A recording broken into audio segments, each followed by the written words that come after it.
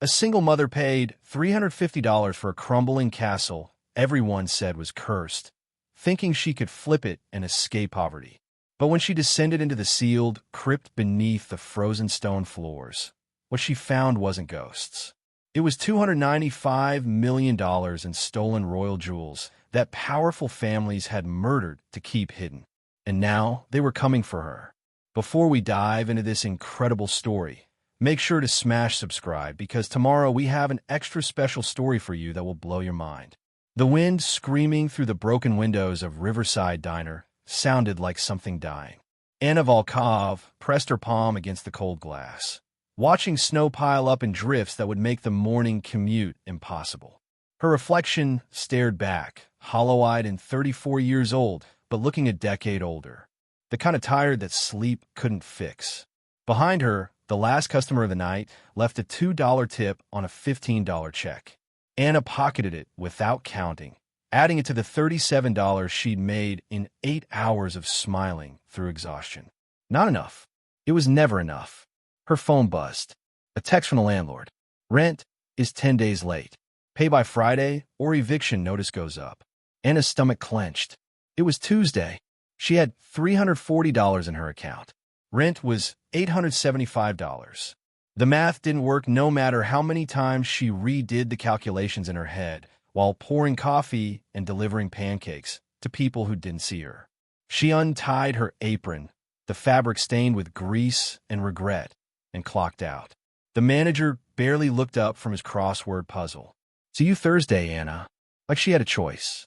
Like she wasn't scrambling to figure out how to keep a roof over her daughter's head. Outside, the February cold hit like a fist. Upstate New York in winter was brutal, punishing, the kind of place where your car wouldn't start and your heating bill ate half your paycheck. Anna's 2008 Toyota Camry sat in the corner of the parking lot, covered in snow. She brushed it off with numb fingers, her breath forming clouds in the darkness. The drive home took 20 minutes through streets barely plowed. She lived in a 2-bedroom apartment in a complex that should have been condemned a decade ago. Mold in the bathroom, heating that worked sometimes, neighbors who fought loud enough to wake the dead. But it was all she could afford as a single mother working 2 jobs. Inside, her neighbor Mrs. Chun was waiting with her daughter. Lily was 7 years old, asleep on Mrs. Chen's couch, clutching the stuffed bear Anna had found at a thrift store 3 Christmases ago. "The bear's left I was missing. Lily loved it anyway. She did good with her homework," Mrs. Chun whispered, careful not to wake her. "Ate all her dinner. Asked when you'd be home." Guilt twisted in Anna's chest. "Thank you for watching her. I don't know what I'd do without you." Mrs. Chun waved off the gratitude, but Anna saw the pity in her eyes. Everyone pitied the single mom working herself to death. No one helped beyond babysitting favors and sympathetic looks. Anna carried Lily up the stairs to their apartment. Her daughter stirred, mumbling something about snow angels, then settled back into sleep. Anna tucked her into bed, pulled the blankets up to her chin, and stood there watching her breathe. This small person was everything. The reason she kept going when giving up seemed easier. But how much longer could she hold on? She sat at the kitchen table with a stack of bills. Electric, $230 past due. Car insurance, $180 due in a week. Lily's prescription for her asthma inhaler, $85 with insurance. The food in the refrigerator wouldn't last past Sunday. Anna's second job cleaning offices started at 6 in the morning. She'd get maybe 4 hours of sleep if she was lucky. Her laptop, ancient and slow, sat on the table. She opened it out of habit, scrolling through job listings she wasn't qualified for, apartments she couldn't afford, dreams that felt like cruelty. Then she saw it. A listing on a county auction website. Historic estate auction, Saturday, 10 a.m., Winter Haven Castle, property of the county after 40 years of abandonment and unpaid taxes. Minimum bid, $500. Anna clicked the link, and her breath caught. The photographs showed a castle. An actual castle, stone walls and turrets and arched windows, sitting on the edge of a frozen lake. It looked like something from a fairy tale, except the fairy tale had gone horribly wrong. The roof sagged in places. Windows were broken. Ivy consumed entire walls. And across every photo, stamped in red letters, condemned. Enter at own risk. The description was brief. Built 1889 by industrialist Dmitry Volkov. 18,000 square feet, 12 acres, lakefront property. Abandoned since 1983. Sold as is. Buyer responsible for all back taxes and fees. Anna stared at the name. Volkov. Her last name. Her father's family had come from somewhere in Russia or Ukraine. She couldn't remember the details. He died when she was 6, and her mother rarely talked about him. But Volkov wasn't exactly common. She clicked through more photos. The castle was massive, Gothic, haunting. Even in decay, you could see the grandeur it once held. And buried in the description was one critical detail. Estimated land value, $2.3 million. Structure deemed unsalvageable. Her mind started racing. $2.3 million for the land alone. If she could buy it for $500, hold it for a few months, then sell it to a developer, she could walk away with enough money to change her life completely. Pay off her debts. Move to a better apartment. Give Lily a childhood that didn't revolve around poverty. But she didn't have $500. She had $340. She spent the next 3 days picking up extra shifts, borrowing $200 from Mrs. Chun with a promise to pay back double, scraping together every dollar she could find. By Friday morning, she had $520 in cash, enough for the minimum bid and a little cushion. Saturday arrived gray and cold. Anna dropped Lily off with Mrs. Chun, her daughter's questions echoing in her head. Where are you going, Mama? When will you be back? Can we get pizza tonight? Maybe, baby. I'll try. The auction was held at the county courthouse, a building that smelled like old paper and broken dreams. Anna sat in the back row of folding chairs, clutching her envelope of cash like a lifeline. Around her, a handful of people filtered in. An older couple who looked like they ran an antique shop. A man in an expensive coat who kept checking his phone. 2 women whispering about investment potential. The auctioneer, a bored-looking man with a clipboard, took his position. All right, folks, let's get started. First property today is Winterhaven Castle on Lakeshore Drive. You've all seen the listings.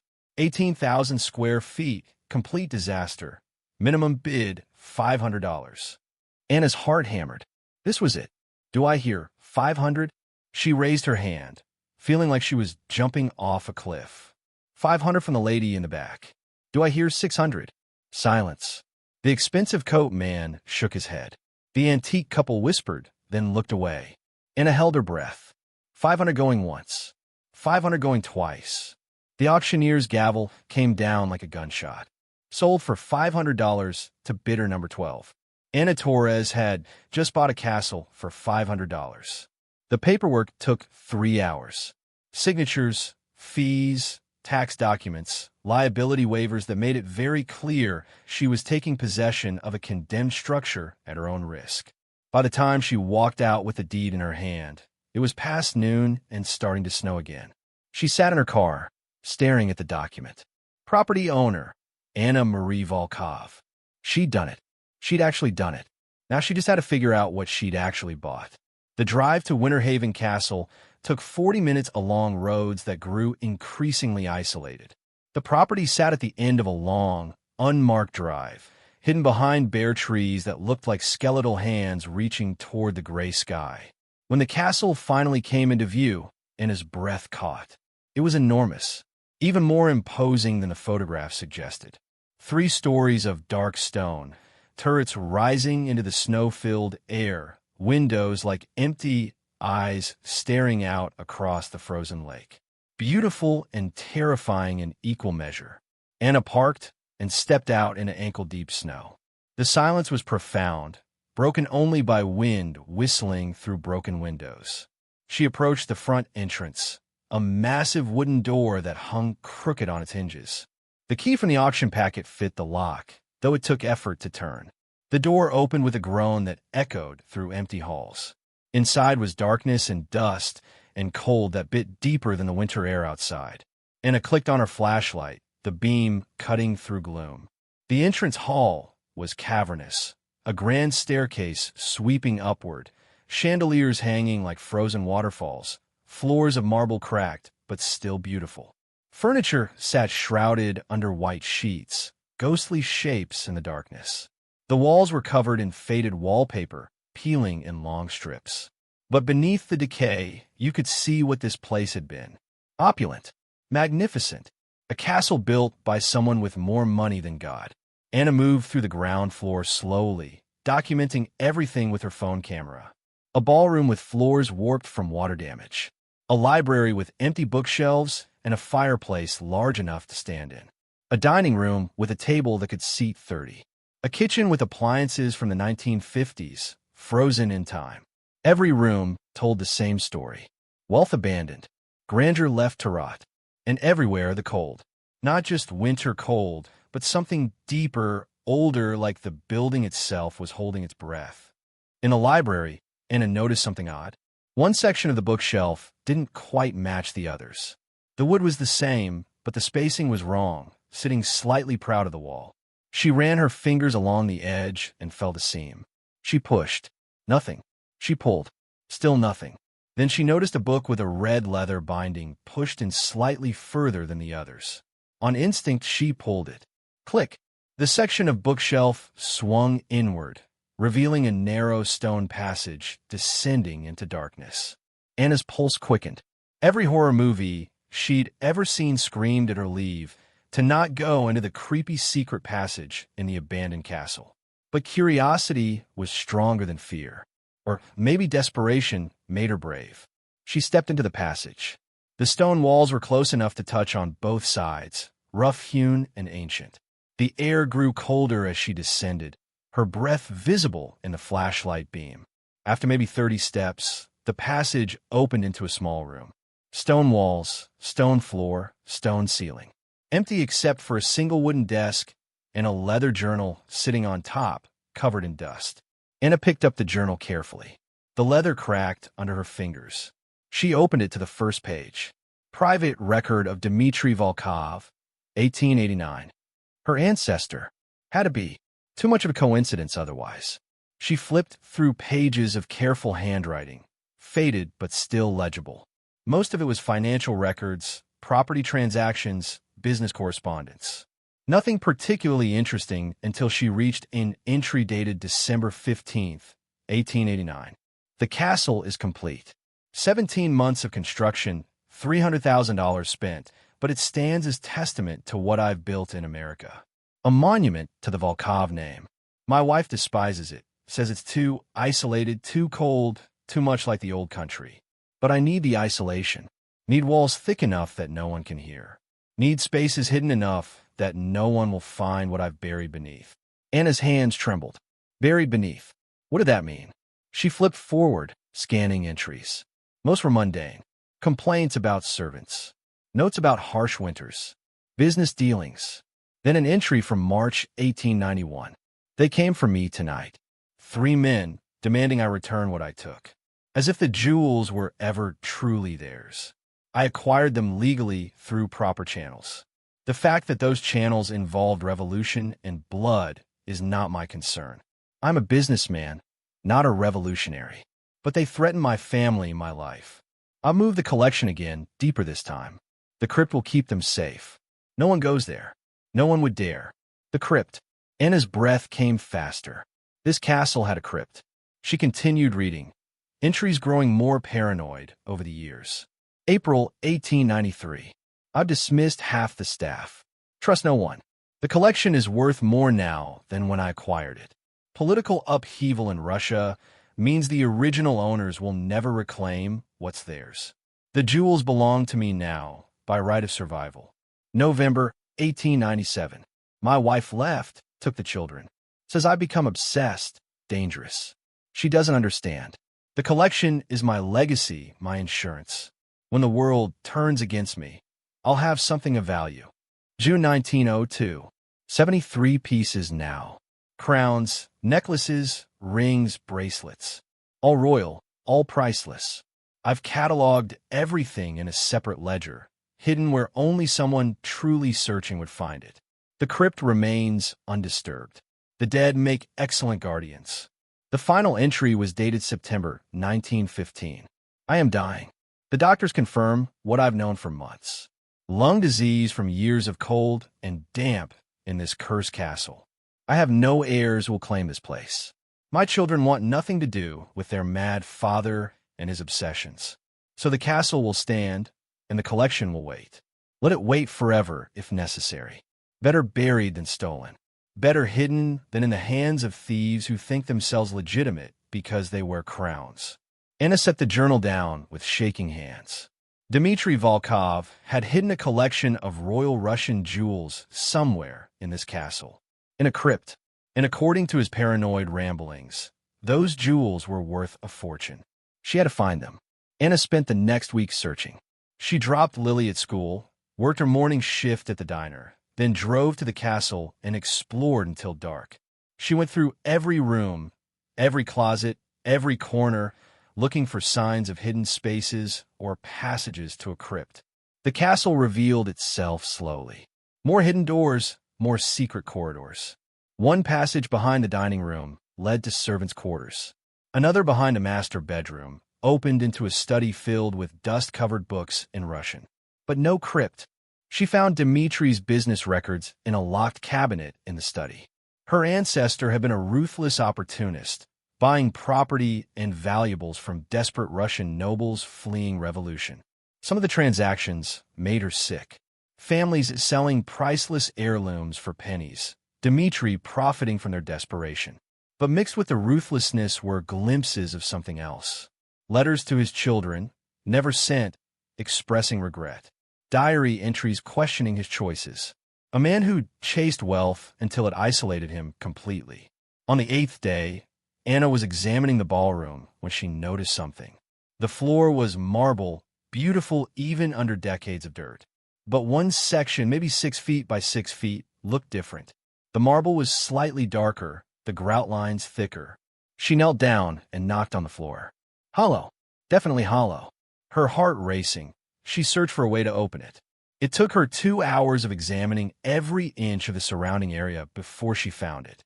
A small indentation in the wall, barely visible, that when pressed caused the marble section to shift slightly. She pried at the edges with a crowbar she'd brought from her car. The marble section lifted, revealing stone steps descending into darkness. The crypt. Anna descended carefully, each step echoing in the confined space. The air was freezing, colder than anything she'd felt before, carrying a smell of old stone and something else. Something ancient. At the bottom, her flashlight revealed a chamber maybe 30 feet square. The walls were lined with niches, each one holding a stone sarcophagus. Family crypt. Dmitri and whoever came before him. But it was what sat in the center of the room that made Anna's knees weak. A metal chest, ornate and massive, maybe 4 feet long and 3 feet wide. The lid was sealed with a combination lock, old-fashioned but intact. She approached it slowly, hardly daring to breathe. This was it. Had to be. Dimitri's collection, hidden for over 100 years in a crypt no one visited. The combination. She needed the combination. Anna raced back upstairs, back to the study, searching through Dimitri's papers with frantic energy. It took her 3 hours before she found it. A small notation in the margin of a ledger from 1902. See, December 15th, 1889. The year the castle was completed and the date of the journal entry about building it. December 15th, 1889. She tried the numbers on the lock. 1889-1215. Click.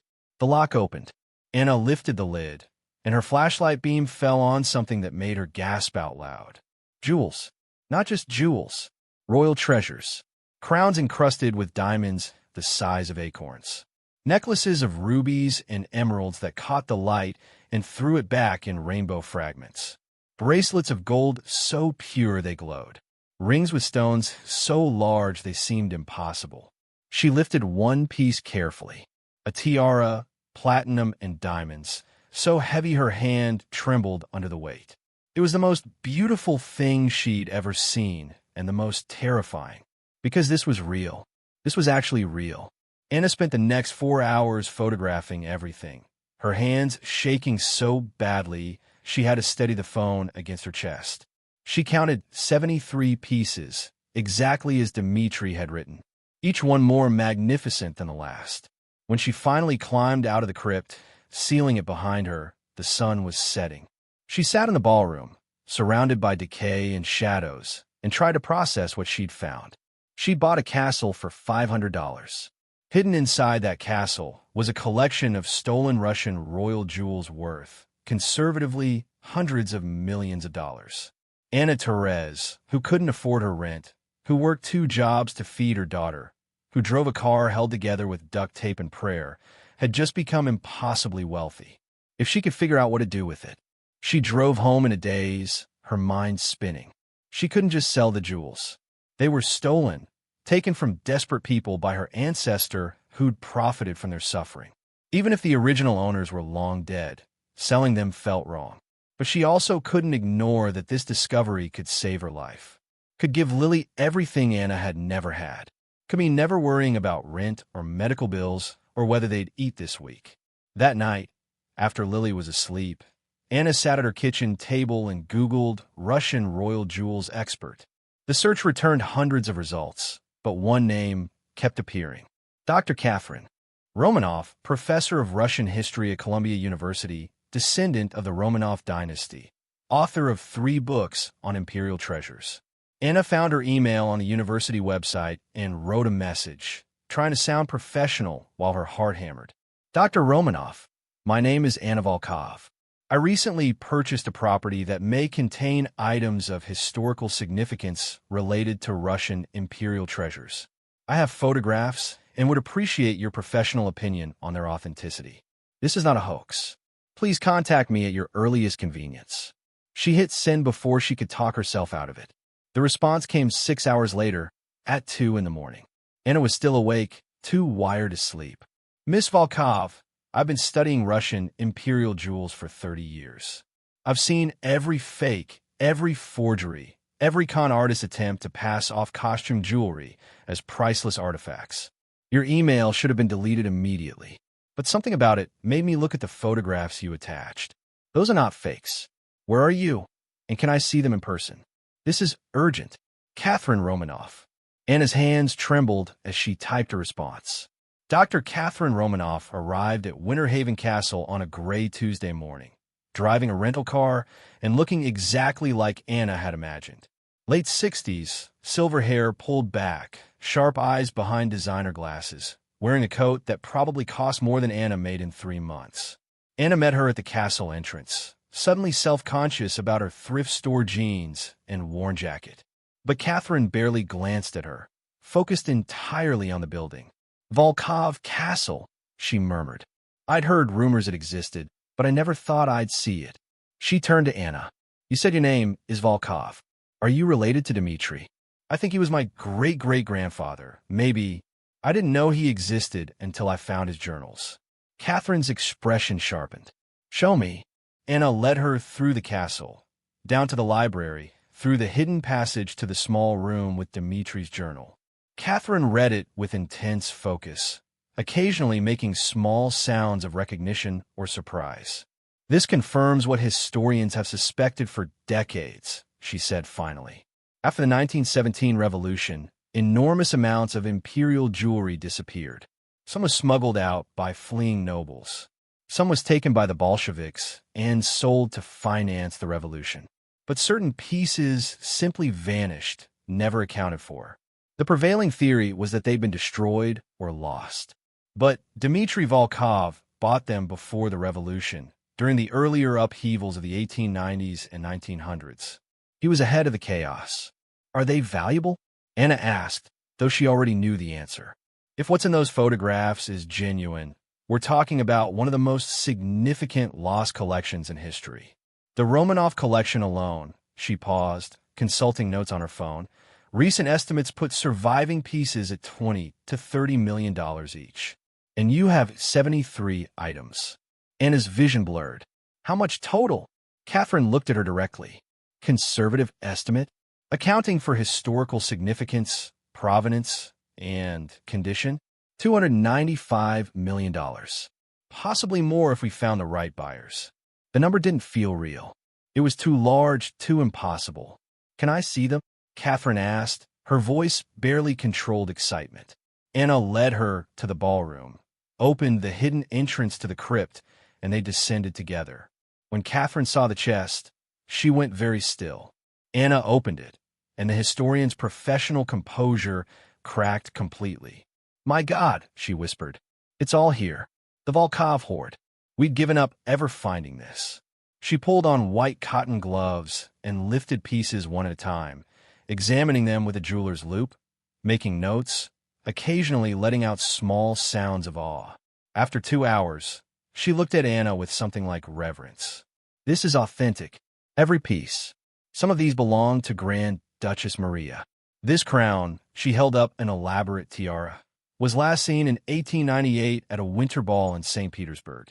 It was thought destroyed in the Revolution. But here it is, preserved perfectly. What do I do with it?" Anna asked, the weight of the discovery crushing down on her. "That," Catherine said carefully, "is complicated. Legally, you own the property and everything in it.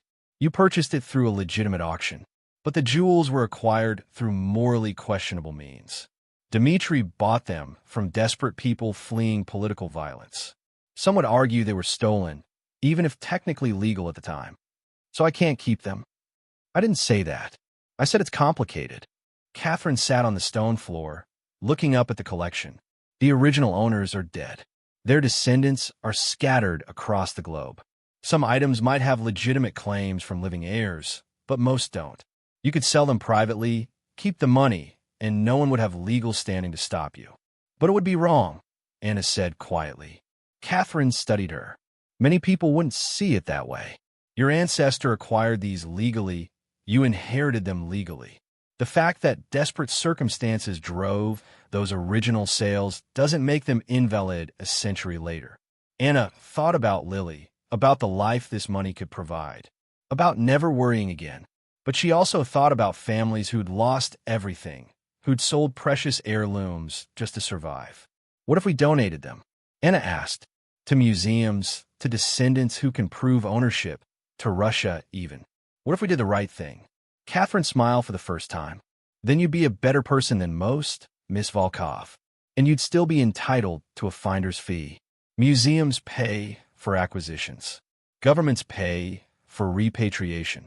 You wouldn't get $295 million, but you'd get enough to change your life completely. And you'd do it with a clear conscience." "How much is enough?" Anna asked. "Finder's fees typically range from 10 to 20% of authenticated value. So somewhere between $30 to $60 million. Anna laughed, the sound bordering on hysterical. Even the right thing meant more money than she could imagine. Over the next 3 weeks, Catherine brought in a team of experts, historians, gemologists, legal scholars, all sworn to secrecy until the collection could be properly secured and documented. They worked in the castle's ballroom, cataloging each piece, researching provenance, building files that would stand up to any legal challenge. Anna kept working at the diner, kept picking Lily up from school, kept pretending her life hadn't just tilted sideways. But word was spreading in certain circles. Hushed conversations among auction houses. Whispers in academic conferences. The Volkov collection had been found. And then the threats began. It started with a phone call. Unknown number, a man's voice, cultured and cold. "Miss Volkov, you found something that doesn't belong to you. Smart people return such items to their rightful owners." "Who is this?" Anna demanded. "Someone representing interests far more powerful than you understand. The Romanov family still exists, Miss Volkov. We've been searching for those jewels for a century. They're ours by blood right. If they're yours, prove it legally. Legality is flexible when you have enough money and influence. Take the smart path. Return the collection. We'll compensate you fairly. Everyone walks away happy." "No." The voice hardened. "Then we'll take them, and we'll make sure you can't tell anyone what happened." The line went dead. Anna immediately called Catherine, who brought in lawyers and security. Within 48 hours, the castle had guards, cameras, alarms. The collection was moved to a secure facility, and Anna and Lily were relocated to a hotel under assumed names. "They're serious," the head of security, a former FBI agent named Marcus, explained. The Romanov descendants have been fighting over stolen jewels for decades. Some of them are extremely wealthy, extremely connected, and extremely ruthless. They'll try legal challenges first, but if those fail, they'll come after us. Anna's voice was steady even though her hands shook. They'll try to intimidate you into giving up the collection. Our job is to make sure that doesn't work. But the intimidation escalated quickly. Anna's car was vandalized. Her apartment was broken into, though nothing was stolen. Someone approached Lily at school, asking questions about her mother, until a teacher intervened. Each incident carefully calibrated to terrify, without crossing into obvious criminality. Anna wanted to quit, to walk away, to go back to her simple life of poverty and safety. But Catherine convinced her to hold on. They're escalating because they're desperate. The legal challenges are failing. Your ownership is legitimate. But if you surrender now, they win, and all of this was for nothing. What if something happens to Lily? Anna's voice cracked. What if I'm putting my daughter in danger for money? This isn't about money anymore, Catherine said firmly. It's about principle. Those jewels belong in museums where people can see them, where they can tell the story of a terrible time in history. If you let bullies scare you into handing them over to private collectors who'll lock them away forever, what message does that send? Anna looked at Lily, who was drawing pictures in the hotel room, oblivious to the danger swirling around them. Her daughter deserved better than a mother who taught her to cave under pressure. Okay, Anna said, we fight. The next morning, Catherine held a press conference. She stood in front of assembled media and announced the discovery of the Volkov collection, showing photographs, explaining the historical significance, and making it very clear that Anna Volkov was the legal owner pursuing proper authentication and museum placement. The story exploded. News coverage around the world. Headlines screaming about lost royal treasures found in American castle. Suddenly, Anna's face was everywhere, her story public knowledge. The Romanov descendants issued a statement claiming rightful ownership, promising legal action. But the publicity made violence impossible. Dead women tell no tales, but women who'd already gone public with museum-backed documentation were untouchable. The threats stopped, the intimidation ended, and the real work began. Over the following months, Anna worked with Catherine and a team of lawyers to establish the Torres Volkov Foundation. They negotiated with museums around the world, placing pieces where they'd do the most good. The Russian government received several items for national museums, with proper repatriation ceremonies. Descendants who could prove legitimate ownership received family pieces. And Anna received finder's fees totaling $45 million. $45 million. The number still didn't feel real when she saw it in her bank account. She paid off every debt, bought a modest house, nothing ostentatious, just a safe place for Lily to grow up, set up a trust fund for her daughter's education, donated millions to organizations helping struggling single mothers, and kept enough to never work a diner shift again unless she wanted to. But what mattered most happened on a Saturday in June, when the first pieces of the Volkov collection went on display at the Metropolitan Museum of Art. Anna stood in the gallery with Lily, watching people file past the tiara that had started everything. The placard read, "Property of Grand Duchess Maria Romanova, acquired by Dmitry Volkov in 1898, discovered by Anna Volkov in 2024. On loan from the Torres Volkov Foundation." A young girl, maybe Lily's age, tugged her mother's sleeve. "Mommy, look how pretty." "The woman who found these treasures was just like us," the mother read from the exhibit description. A single mom working 2 jobs who bought an abandoned castle and discovered history. She could have kept them and gotten rich. Instead, she made sure everyone could see them. Lily looked up at Anna. "That's you, Mama." "That's us, baby," Anna corrected. "We did this together." As they walked through the gallery, Anna thought about the journey from a freezing diner to this moment. About finding courage she didn't know she had. About doing what was right even when it cost her. The castle stood empty now, sold to a preservation society that would turn it into a museum telling Dimitri's story and Anna's. Winter Haven Castle, where one desperate woman gambled $500 and found a legacy worth more than money. As they left the museum, Lily asked, "Mama, are we rich now?" Anna considered the question. They had money, yes, more than they'd ever need. But that wasn't what made them rich. "We're rich because we have each other," Anna said. "Because we did something good. Because we showed that regular people can make extraordinary choices when they refuse to be scared. And in the end, that was worth more than all the jewels in Russia." But the story wasn't over. Not by a long shot. Because 3 months after the museum opening, Anna received a letter that would reopen wounds she'd thought were healed and reveal secrets that made everything she'd discovered look simple by comparison. The envelope arrived at her new house on a Tuesday morning. Heavy cream paper, no return address, postmarked from Geneva, Switzerland. Inside was a single sheet of paper with neat, precise handwriting. "Dear Miss Volkov, my name is Tatiana Alexandrovna Romanova. I am the last living granddaughter of Grand Duke Alexander, brother to Tsar Nicholas II. I have read about your discovery with great interest and some distress. There are aspects of the Volkov collection that you do not understand, secrets that my family has protected for over a century. I would very much like to speak with you. The matter is urgent and concerns not just the jewels you found, but others you did not. Please call me at your earliest convenience. What you've uncovered is only the beginning. T.A. Romanova." A phone number followed, international. Anna stared at the letter for a long time. She thought the threats were over, that the Romanov descendants had accepted defeat. But this didn't read like a threat. It read like a warning. She called Catherine Romanov, who arrived within the hour, looking troubled.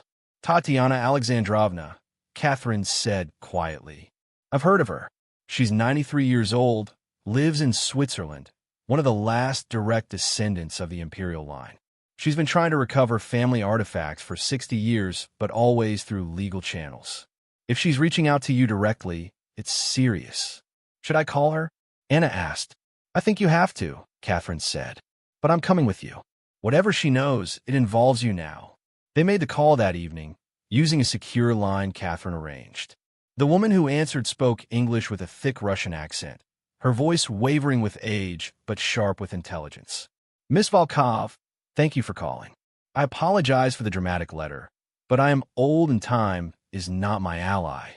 I must speak with you about your ancestor, Dmitry Volkov, and about something far more valuable than the jewels you discovered.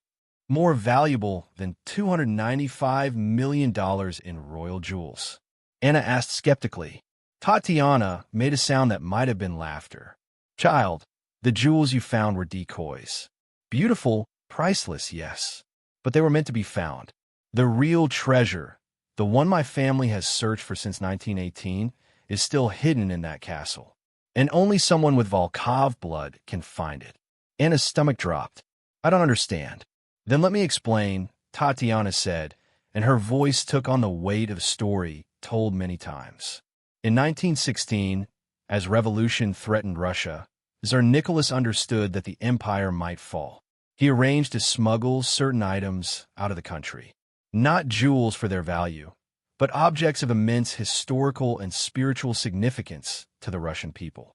Icons blessed by saints, religious relics, documents proving lineages and land claims. And most importantly, something called the Testament of Peter. Catherine gasped. Anna looked at her questioningly, but Catherine was staring at the phone, transfixed. Tatiana continued. The Testament of Peter was a manuscript written by Peter the Great in 1724, just before his death. It contained his true wishes for Russia, his confessions, his secrets about the Romanov line.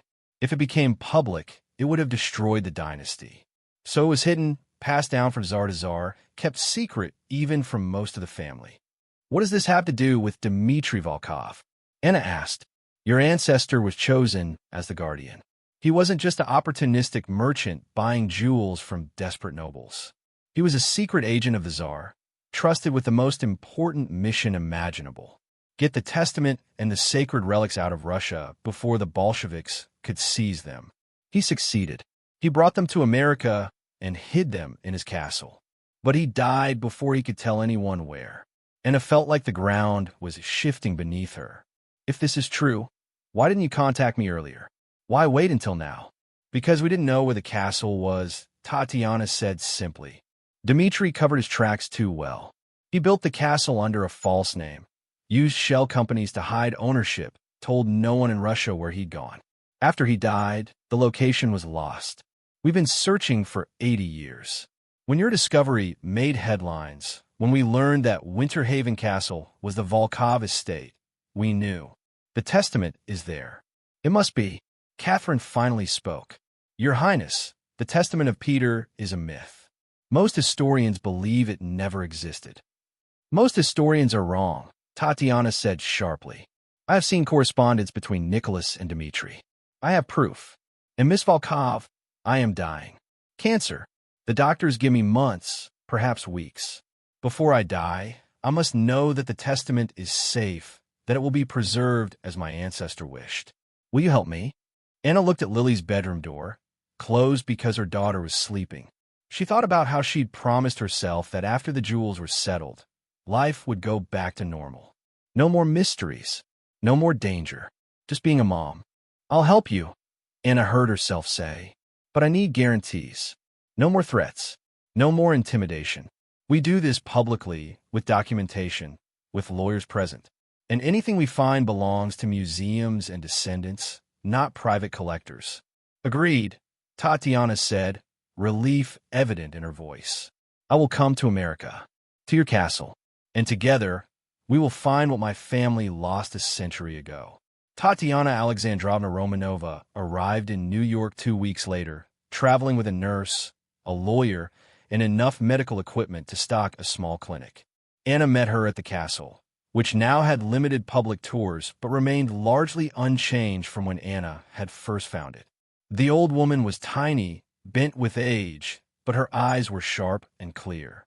She moved slowly with a walker, but when she looked at the castle, something shifted in her expression. Recognition, longing. So this is where it ended, she murmured.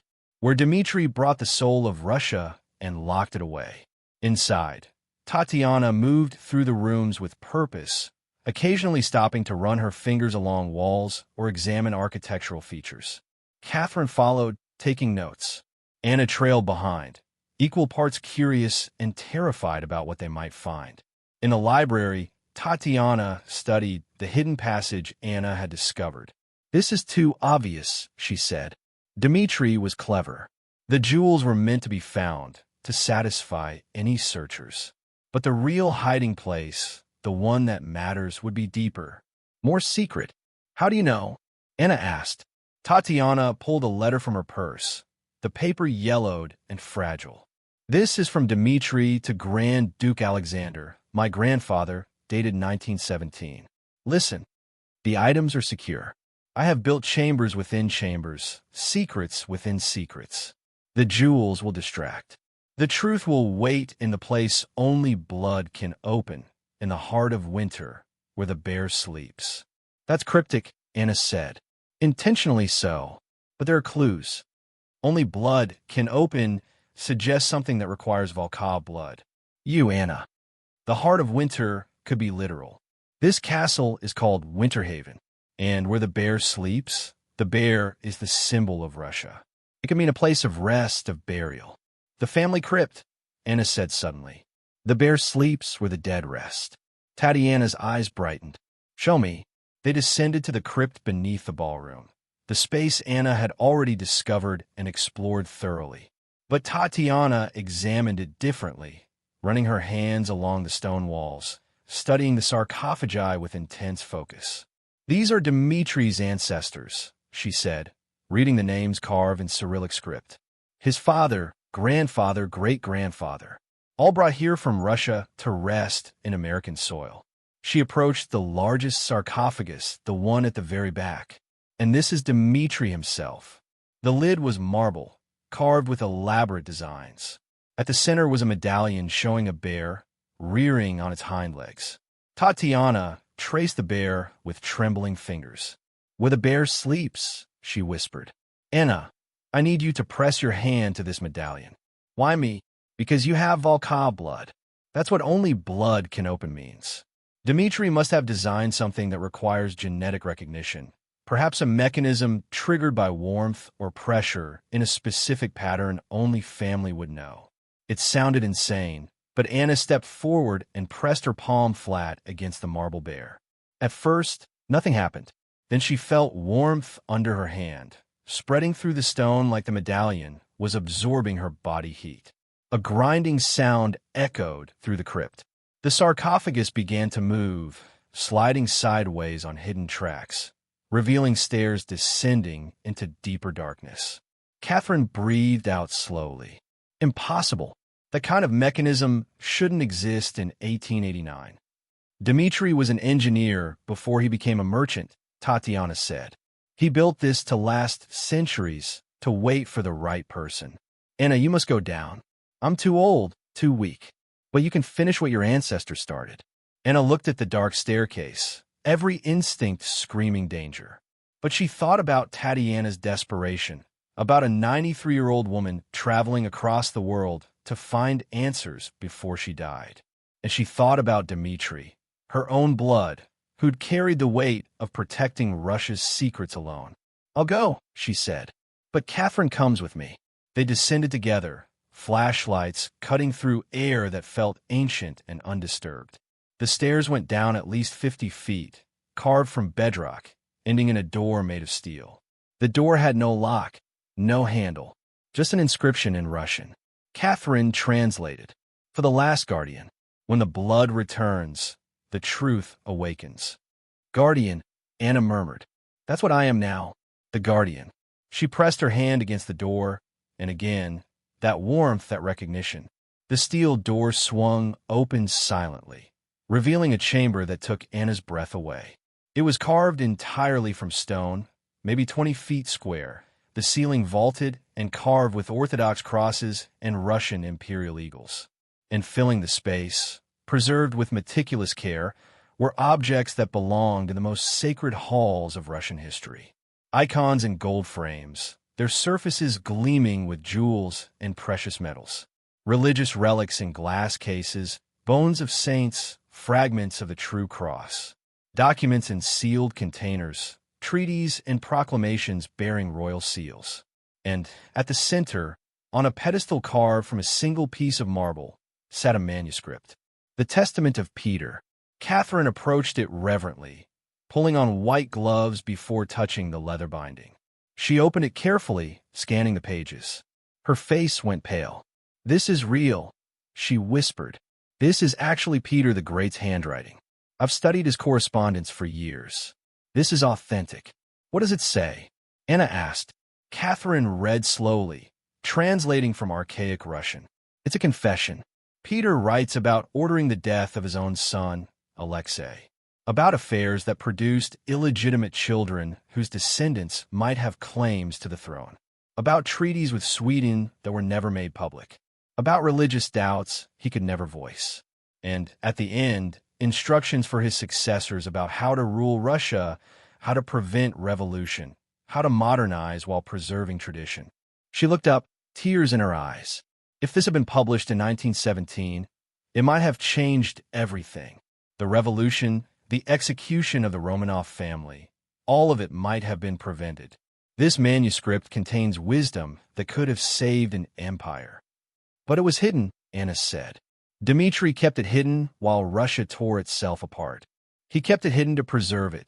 Tatiana's voice called from above. She made her way to the top of the stairs, unable to descend but unwilling to stay away.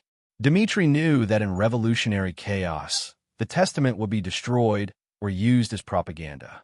He chose to wait, to hope that someday Russia would be stable enough to receive its past without violence. He protected it for us, for the future. Anna looked around the chamber at the incredible collection. What do we do with all this? We honor Dmitri's faith, Tatiana said. We preserve it. We share it with the world when the time is right. And we acknowledge that your ancestor was not a thief or an opportunist, but a guardian who sacrificed everything to protect Russia's soul. Over the next 6 months, the discovery of the Testament Chamber became an international sensation. Scholars descended on Winterhaven Castle. The Russian government sent delegations. Museums negotiated for pieces. and Anna found herself at the center of a historical moment that would reshape understanding of Russian history. But the discovery also brought complications she hadn't anticipated. The testament contained information about illegitimate Romanov heirs, which meant dozens of people suddenly claimed royal blood and rights to family wealth. It revealed secret treaties that affected current international relations. It exposed religious controversies that outraged the Orthodox Church. And through it all, Anna had to navigate being the guardian of objects that entire nations wanted to control. The pressure was enormous. Governments offered her money, power, positions. Religious leaders begged for the relics. Scholars demanded access. And more than once, Anna found herself wondering if Dmitri had felt this same crushing weight. One evening, she sat in the castle library with Tatiana, who'd refused to return to Switzerland until she knew the testament was properly secured. The old woman was visibly weaker, her cancer advancing, but her spirit remained fierce. "You understand now," Tatiana said, "why Dmitri became so isolated, why he withdrew from the world. Carrying secrets this significant changes you, makes you question everything. How did you bear it?" Anna asked. "Knowing about this your whole life? I didn't know details until I was 60. My grandfather told me on his deathbed. There is a guardian," he said, "somewhere in America. The blood will find the blood. Trust in that. I spent 30 years searching. I'd almost given up when you found the jewels." She reached out and took Anna's hand, her grip surprisingly strong. "You are stronger than Dmitri." He hid from the burden. "You faced it publicly, refused to be silenced or bought. That takes courage he never had."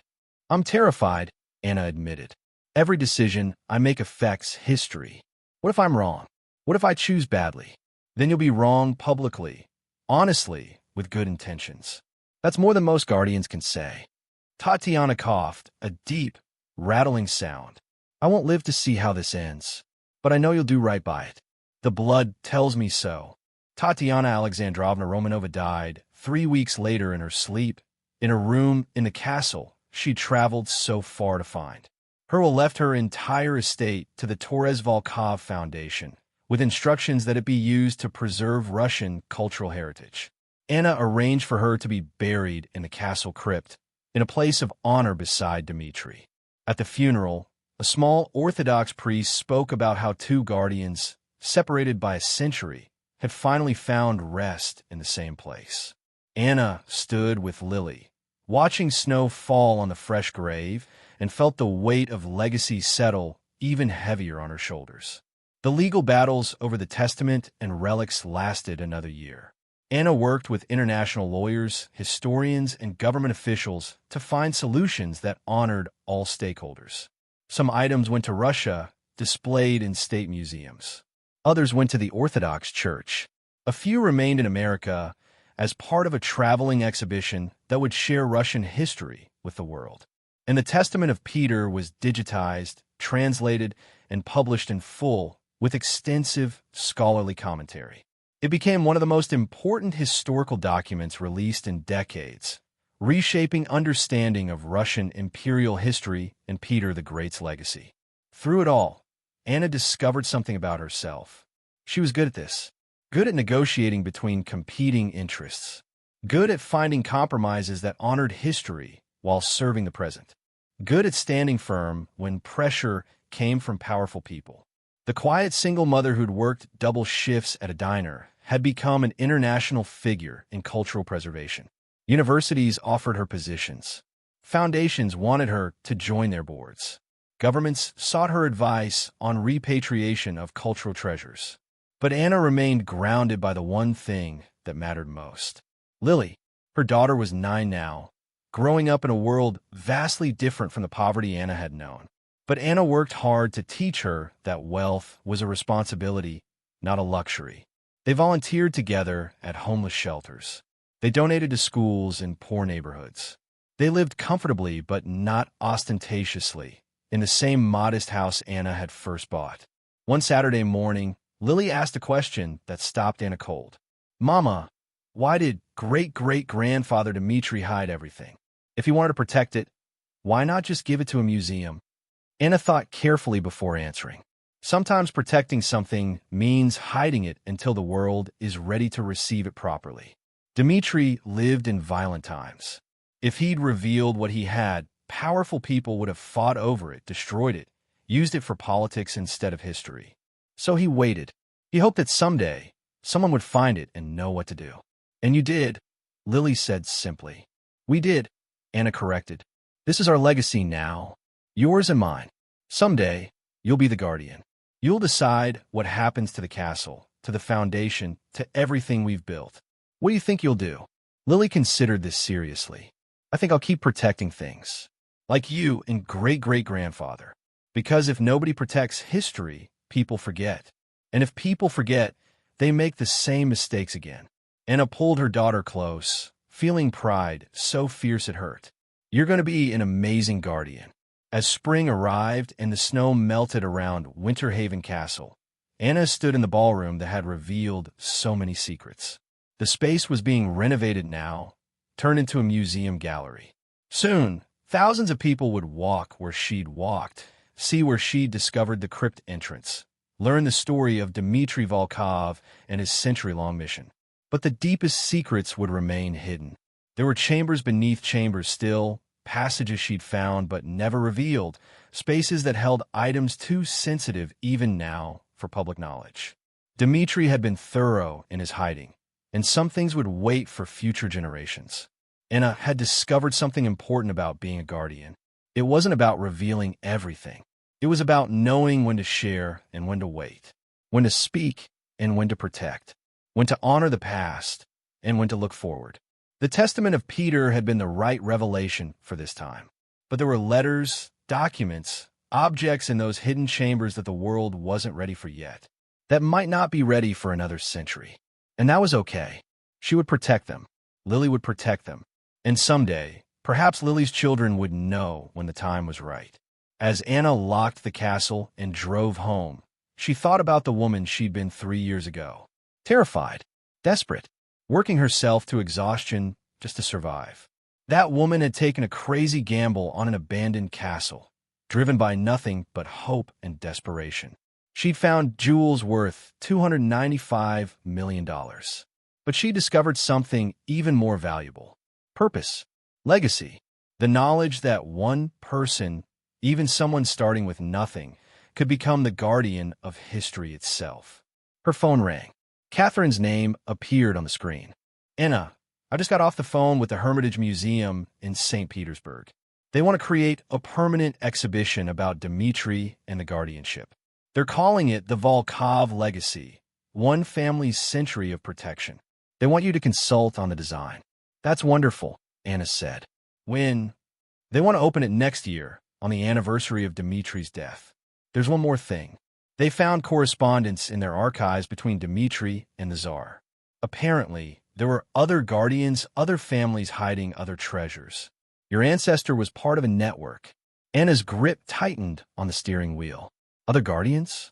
All across America. Items hidden in castles, estates, properties bought by Russian expatriates. Dmitri's letters mention them by code names, but historians think we can identify them. If even half of what he wrote is true, there could be collections comparable to yours still hidden, still waiting. And you want me to help find them? I want you to decide if we should find them, Catherine said. Some of these families might not know what they're sitting on. Some might know and choose to keep it hidden. Do we have the right to expose them? To force them into guardianship the way you were forced? Anna thought about the question as she pulled into her driveway, saw Lily's face in the window watching for her. No, she said finally. We don't have that right. If there are other guardians out there, let them reveal themselves when they're ready. Let them protect what they're protecting until the time is right. That's what guardianship means. Trust, patience, faith that the right moment will come. Even if that means incredible historical treasures remain hidden for decades or centuries. Especially then, Anna said. Dmitri waited 100 years. I can wait too. And if there are others out there, they'll know we're here when they need us. The guardians will find each other when the blood calls to blood. She hung up and went inside, where Lily was setting the table for dinner. Just a normal Saturday evening in a normal house. Except the woman setting out plates was a millionaire many times over. Except the girl doing her homework was heiress to a foundation worth hundreds of millions. Except the legacy they carried could reshape understanding of Russian history. But for tonight, they were just Anna and Lily, mother and daughter, eating spaghetti and talking about school projects and whether they should adopt a dog. Normal, grounded, real. That evening, after Lily was asleep, Anna returned to the castle one more time. She descended to the deepest chamber, the one she'd never told anyone about, the one she discovered during her last solo exploration. The chamber that held not treasures or documents, but something far more important. Dmitri's final message. It was carved into the stone wall in Russian, in letters 2 inches high, clearly meant to last forever. Catherine had translated it for her months ago, but Anna had kept it secret, knowing it was meant for guardians only. For family. To whoever finds this, you carry my blood and my burden. You have discovered what I hid and chosen to protect it rather than profit from it. That choice makes you worthy. Remember this. Wealth is temporary, power is fleeting, but truth endures. Protect the truth, even when it costs you everything. Especially when it costs you everything. The world will pressure you to reveal, to sell, to compromise. Resist. Trust your instincts. Trust the blood. And know that I am proud of you, even across the centuries. You're what I hoped Russia would produce. A guardian with the courage to stand alone. Dmitry Volkov, 1915. Anna traced the letters with her fingers, feeling connection across time. I understand now, Dmitry, she whispered. I understand what it cost you, what it asked of you, and I promise I'll be worthy of the trust. She sealed the chamber behind her and ascended to the world above, where her daughter slept safely, where her life waited, where the future she'd built from courage and $500 stretched out before her. The castle stood silent in the moonlight, guardian of secrets revealed and unrevealed, monument to one family's century of sacrifice. And somewhere in the stones, in the foundations, in the very bones of the place, the spirit of Dmitry Volkov rested easier, knowing the blood had found the blood, knowing the guardianship would continue. Anna drove home through quiet streets, past houses where people slept unaware that history was being protected in their midst. She thought about the journey from desperation to purpose, from poverty to guardianship, from fear to courage. She bought a castle for $500, found jewels worth $295 million, and discovered a legacy worth more than any treasure. She'd become a guardian, a protector of truth, a woman who'd stood against pressure from governments and millionaires and refused to compromise. And in the morning, she'd wake up as a mother making breakfast, helping with homework, living a normal life. Because that was the secret of guardianship. It didn't require grand gestures or dramatic sacrifices. It required showing up every day, making the right choices, protecting what mattered, even when no one was watching. That was Dmitry's true legacy. Not the jewels or the testament or the treasures, but the understanding that ordinary people could do extraordinary things when they refused to be bought, refused to be scared, refused to compromise on what mattered. Anna Torres had learned that lesson in a crumbling castle on a frozen lake, and she would spend the rest of her life teaching it to her daughter, to the world, to anyone willing to listen. Because sometimes the greatest treasure isn't what you find. It's what you become in the finding. And Anna had become exactly what the world needed. A guardian with courage enough to protect history, wisdom enough to know when to wait, and love enough to pass the legacy forward. The blood had called to blood. The guardian had answered. And the truth, protected across centuries, would endure. But 7 years later, when Lily Volkov turned 25 and officially assumed leadership of the Torres Volkov Foundation, she would discover that her family's story was far from over. In fact, it was about to become something neither Anna nor Dmitry could have imagined. It began with a phone call on a January morning so cold that the lake beside Winter Haven Castle had frozen solid for the first time in 15 years. Lily was in her office at the Institute, reviewing grant applications, when her assistant knocked urgently. There's a woman on the phone. She says her name is Elena Volkov. She says she's your grandmother. Lily's pen froze mid-signature. That's impossible. My grandmother died when I was 3. I barely remember her. That's what I told her. But she was very insistent. She said to tell you she has information about the 7th chamber. The 7th chamber. Lily's blood went cold. That was a family secret, known only to her and her mother. In all of Dimitri's writings, he'd mentioned 6 hidden chambers in the castle. They found 5. The 6th was the deep crypt where the testament had been hidden. But references to a 7th chamber appeared only once, in a journal entry so cryptic that Anna had assumed it was metaphorical. "Transfer the call," Lily said, her voice tight. The woman on the phone sounded elderly but strong, her English accented with something Lily couldn't quite place. Russian mixed with something else. Greek maybe, or Romanian. "Lily, Torres Volkov.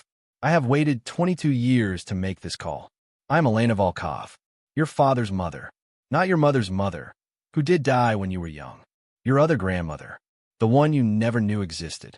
My father abandoned us before I was born," Lily said carefully. "My mother never talked about his family, because Anna is a good woman who wanted to protect you. But you are 25 now.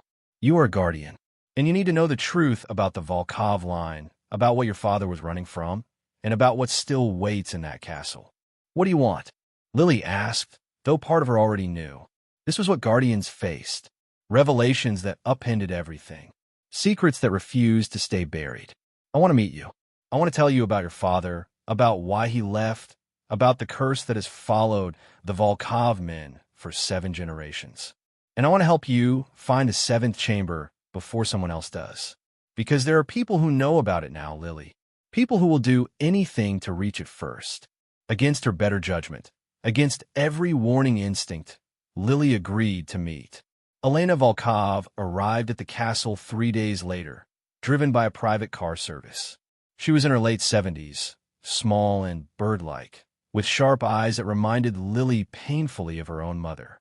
She walked with a cane, but there was strength in her movements, a resilience that spoke of surviving things most people couldn't imagine. Anna had flown in from Florida, where she'd retired 2 years earlier. Her guardianship officially passed to her daughter. Mother and daughter stood together as Elena climbed the castle steps, and Lily saw something flicker across Anna's face. Recognition and fear. "You knew," Lily said quietly. "You knew she existed." "I knew your father had a mother," Anna admitted. "I met her once, briefly, before he left.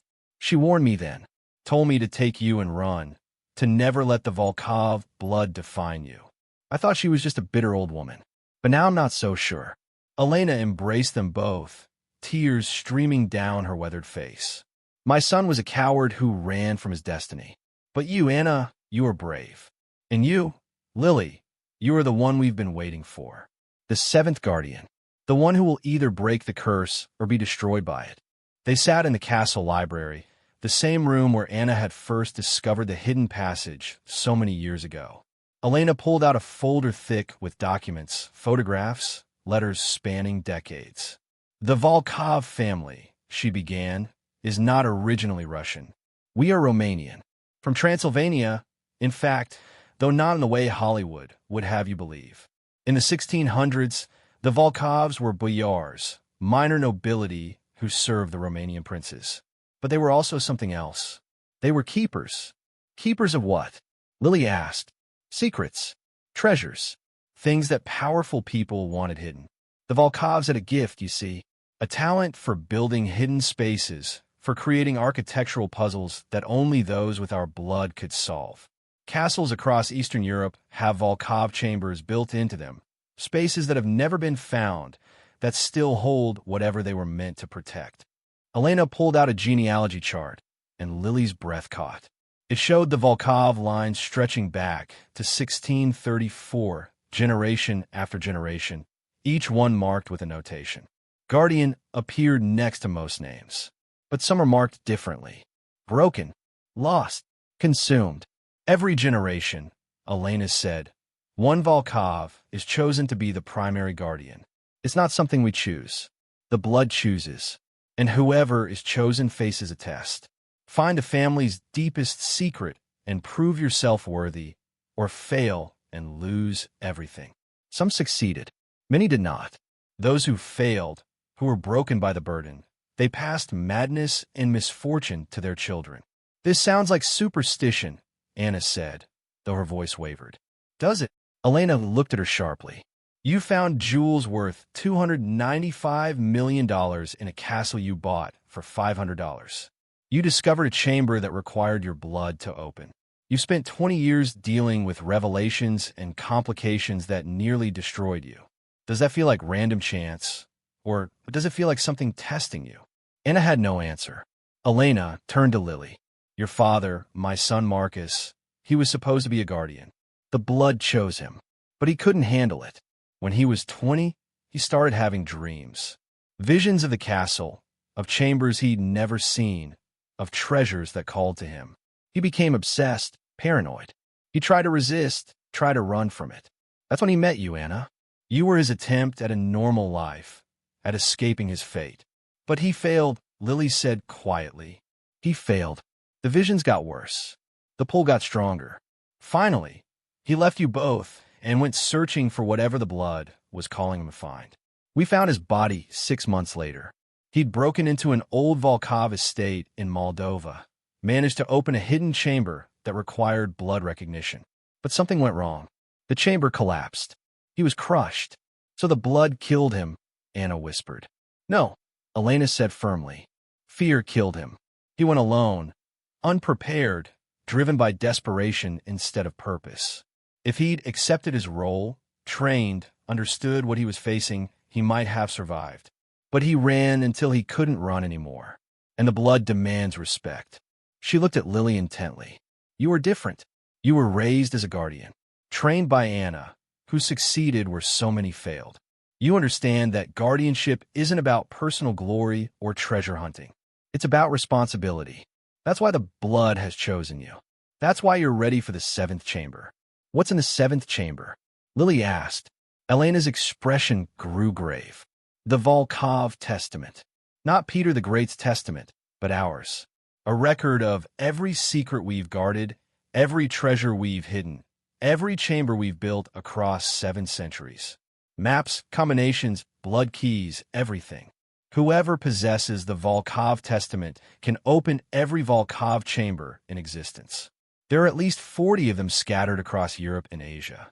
Some hold treasures that would make what you found look insignificant. Others hold secrets that could topple governments.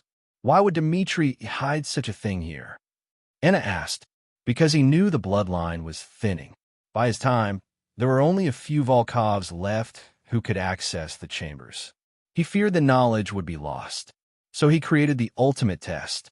Hide the testament in a chamber so difficult to find, so complex to open, that only the most worthy guardian could reach it. If the right person found it, they could protect everything. If the wrong person found it, or if no one ever found it, the secrets would die with the last guardian. And now someone else knows about it, Lily said. Elena nodded grimly. 3 weeks ago, a man approached me. His name is Alexei Volkov. Yes, named after Dmitri's brother, because he claims to be descended from Alexei's illegitimate son, born to a woman in Moscow before Alexei returned to Russia and was executed. This Alexei says he's the rightful heir to the Volkov legacy, that Dmitri's line stole what belonged to his family. And he has proof. She pulled out more documents. DNA tests showing that modern-day Alexei shared genetic markers with the Volkov line. Historical records suggesting that Alexei the Elder had indeed fathered a child. Legal arguments claiming that as a direct male line descendant, this new Alexei had rights to the Volkov treasures. He's filed suit in international court, Elena said, claiming that everything you've found, everything the Foundation holds, should be transferred to him. More importantly, he's hunting for the 7th chamber. He has Volkov blood, not as pure as yours, Lily, but enough that he might be able to open some of the mechanisms. If he finds the testament first, he'll loot every Volkov chamber in Europe. Everything our family has protected for centuries will be sold to the highest bidder. Lily felt the weight of it crushing down on her. She thought she understood guardianship. She'd spent her whole life preparing for it. But this was something else. This was a race against a rival claimant, a test that could end with everything her mother had built being destroyed. "How do I find the seventh chamber?" she asked. Elena smiled, sad and proud at once. "That's what makes you worthy. You don't ask whether you should. You don't question if it's too dangerous. You ask how, just like Anna did when she bought this castle. Just like Dmitri did when he chose to protect rather than profit. The blood recognizes courage." She pulled out a final document, this one ancient, written in Romanian on crumbling parchment. This is from 1888. Dmitri wrote it to his father, describing the castle he was building. Most of it is in code, but I've spent 50 years deciphering it. There's a passage here. The seventh chamber requires 7 keys. Blood of the Guardian opens the door. Truth of the Guardian opens the lock. Sacrifice of the Guardian completes the test. Only one who is given everything and asks for nothing can reach the final secret. "That's not helpful," Lily said. "That's a riddle." "All Guardian tests are riddles," Elena replied. "That's the point. The wrong person could have all the blood in the world and still fail because they lack the character. You must figure out what the riddle means. Where in this castle would Dmitri hide something that requires blood, truth, and sacrifice?" Over the next month, Lily became consumed by the search. She studied every inch of the castle with new eyes, looking for architectural anomalies, for spaces that didn't quite make sense. She reviewed all of Dmitri's journals, searching for clues. She consulted with engineers and architects, trying to understand how someone in 1889 could build mechanisms triggered by blood recognition. Anna tried to help, but admitted she was out of her depth. "I found the chambers I found through luck and desperation. You're doing this systematically, scientifically. You're a better guardian than I ever was." "That's not true," Lily protested. "You saved us. You built all this." "I stumbled into it," Anna said. "You were born for it. There's a difference." Meanwhile, news of Alexei Volkov's lawsuit spread. Media descended on the castle again, dredging up old questions about forgeries and stolen treasures. The Winterhaven Institute's reputation took hits as critics questioned whether the entire Volkov legacy was legitimate. And then Alexei himself arrived. He was 45, tall and handsome in a cold way, with sharp features and eyes that calculated everything. He came with lawyers and a film crew, demanding access to the castle for his own genealogical research. Lily met him in the entrance hall, with Anna and Elena flanking her. "Miss Terez Volkov," Alexei said, his English perfect but heavily accented. "We are cousins, you and I, family. We should not be fighting in courts. We should be working together." "Interesting approach," Lily said coolly, "given that you're suing to take everything my mother built." "Not take. Share. The Volkov treasures belong to all Volkovs, not just Dmitri's line. My great-grandfather died in a Soviet prison while Dmitri lived in luxury in this castle. That injustice should be corrected.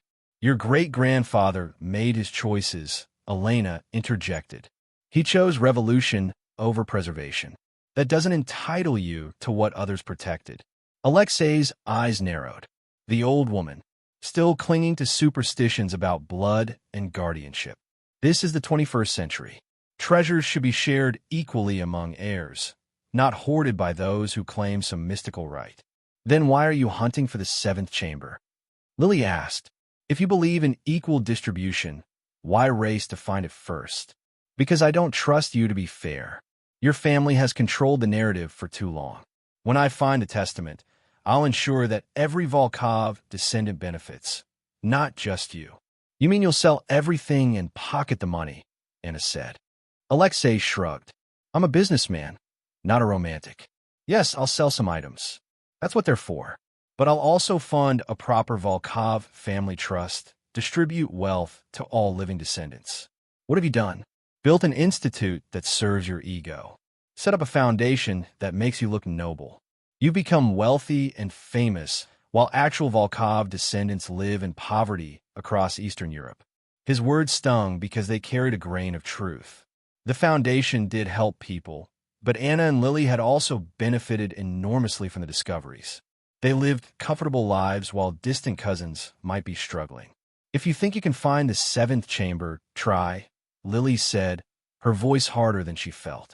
But you won't, because whatever Dmitri built, he built it to keep out people exactly like you. People who see treasure instead of trust. Profit instead of preservation. We'll see, Alexei said with a cold smile. I have something you don't. Desperation. I need this. You merely want it. And desperate men are dangerous. He left with his entourage, but Lily knew he'd be back. And more concerning, she knew he'd start his own search, using whatever methods he could. 2 weeks later, security cameras caught Alexei and a team breaking into the castle at night. They'd somehow bypassed the alarm system and were systematically examining walls, floors, and ceilings with ground-penetrating radar and thermal imaging. Lily confronted him as security detained his team. This is breaking and entering. This is a public institution funded partly by European grants, Alexei countered. I have as much right to be here as anyone. Besides, we found something. That's why you're really angry. He was right.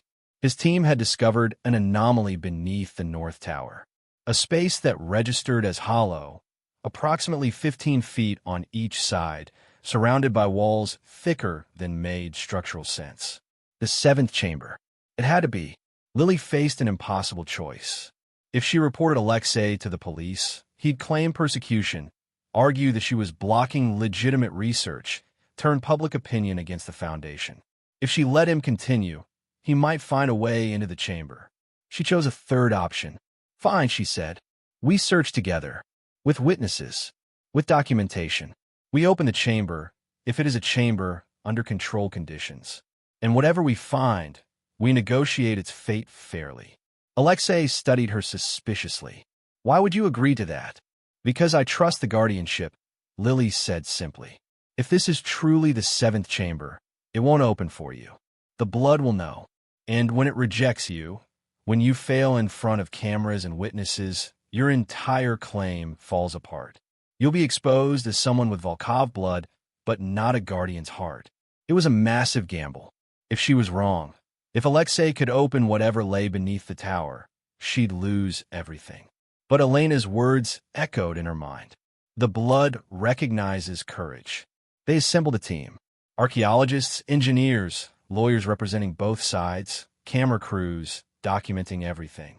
Elena flew in again, insisting she needed to witness this.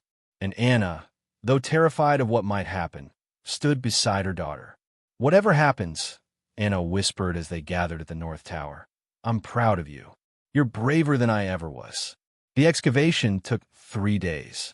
They had to carefully remove centuries of accumulated floor and foundation to reach the anomaly. And when they finally broke through, they found exactly what the scans had shown. A chamber, carved from bedrock, 15 feet square. The walls were smooth stone, completely blank except for one surface. The eastern wall had 7 indentations, each about 3 inches in diameter, arranged in a pattern that looked almost like a constellation. And beneath the indentations, an inscription in Romanian, 7 keys for 7 truths. The guardian who has given blood, spoken truth, and accepted sacrifice may enter. Others will find only stone. Alexei immediately approached the wall, pressing his palm against different indentations, trying various combinations. Nothing happened. The stone remained cold and inert. He tried for an hour, growing increasingly frustrated before stepping back. It's a mechanism. There must be a trick, a sequence. Or, Lily said quietly, it requires something you don't have. She approached the wall, and Elena came with her.